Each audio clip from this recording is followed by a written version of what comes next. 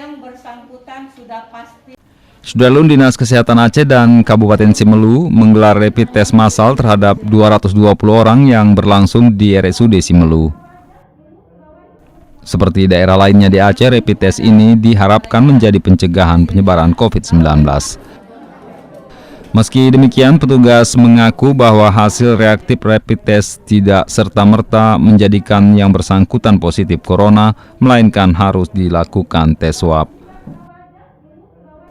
Petugas nantinya akan melakukan tahapan pemeriksaan lanjutan jika menemukan peserta dengan hasil reaktif rapid test.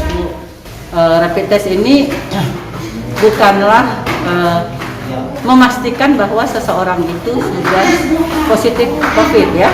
Karena untuk memastikan COVID dia sudah terkena virus COVID-19 itu adalah dengan pemeriksaan swab ya, bukan dengan rapid test. Tapi tentunya bagi nanti kalau ada dia memang positif rapid test, sebagaimana saya sampaikan itu bisa saja karena dia mungkin malaria, ada tifus, ada penyakit yang lain. Namun bagi yang positif tentu kita akan ikuti dengan swab. Nah, jadi ini barangkali jadi masyarakat nggak perlu takut, nggak perlu merasa ragu apabila ini dilakukan. Dari Sinabang, Sari Mulyasno, Serambi On TV.